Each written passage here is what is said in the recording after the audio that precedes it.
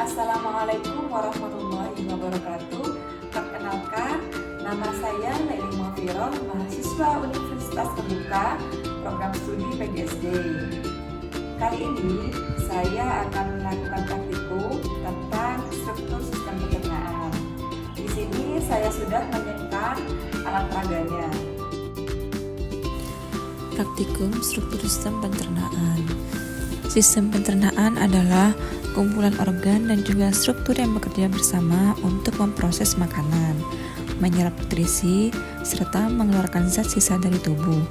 Proses ini dimulai dari mulut, di mana makanan dikunyah dan bercampur dengan enzim dalam air liur, lalu berlanjut ke kerongkongan, lambung, usus halus, serta juga usus besar menuju ke anus.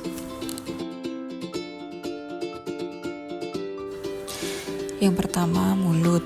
Mulut adalah bagian awal dari saluran pencernaan pada manusia dan hewan yang berfungsi untuk mengunyah makanan, berbicara, serta juga sebagai tempat masuknya udara saat bernafas. Fungsi gigi, struktur keras dalam mulut yang digunakan untuk memotong, mencabik, dan mengunyah makanan. Sedangkan fungsi lidah yaitu organ otot yang fleksibel, berperan dalam mengecap rasa, membantu mengunyah, dan menelan makanan. Dan terdapat juga enzim amilase di mulut yang berfungsi sebagai menguraikan karbohidrat menjadi maltosa. Proses ini dimulai saat makanan dikunyah dan bercampur dengan air liur yang mengandung enzim amilase. Enzim amilase ini bekerja paling efektif pada pH netral hingga sedikit basah, yaitu sekitar pH 6,7 sampai 7,5 yang sesuai dengan kondisi dalam rongga mulut. Selanjutnya, kerongkongan atau esofagus, sebuah bagian dari saluran pencernaan yang berbentuk tabung panjang dan berfungsi sebagai penghubung antara organ faring dengan lambung. Fungsi lapisan otot terdiri dari otot rangka di bagian atas dan otot polos di bagian bawah untuk mendukung gerakan peristaltik. Fungsi mukosa, sebuah lapisan paling dalam melindungi dinding dari sebuah gesekan dari makanan. Selanjutnya, lambung. Lambung adalah organ berbentuk kantung yang merupakan bagian dari sistem pencernaan manusia. Lambung berfungsi sebagai tempat mencerna makanan secara mekanik dan juga secara kimiawi. Fungsi fundus. Fundus berfungsi sebagai tempat penyimpanan udara dan juga gas yang tertelan bersama makanan. Pilorus berfungsi untuk mengatur aliran cime dari lambung ke usus halus melalui sphincter pilorus. Enzim utama yang terdapat di lambung adalah pepsin, renin, dan lipase. Yang pertama, enzim pepsin. Pepsin dihasilkan dalam bentuk tidak aktif atau pepsinogen oleh sel-sel utama di dinding lambung. Pepsinogen diaktifkan oleh asam lambung atau HCl menjadi pepsin.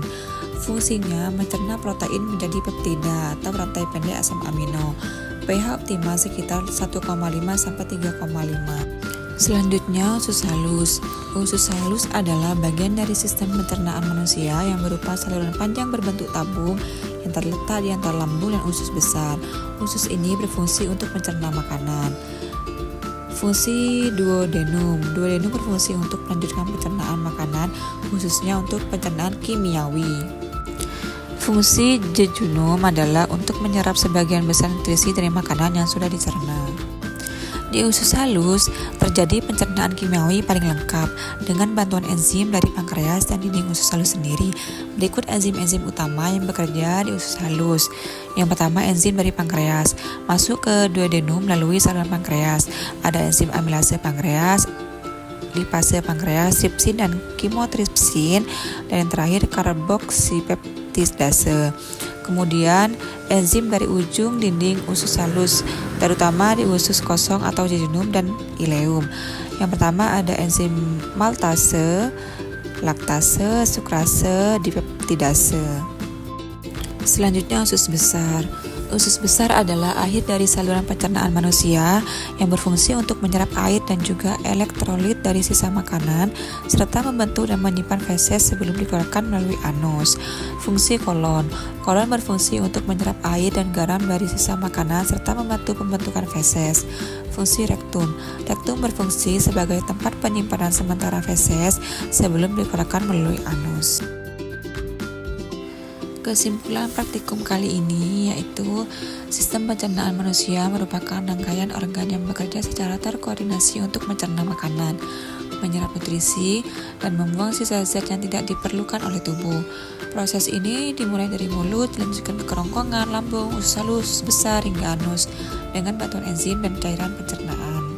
Terima kasih perhatiannya. Sampai bertemu kembali.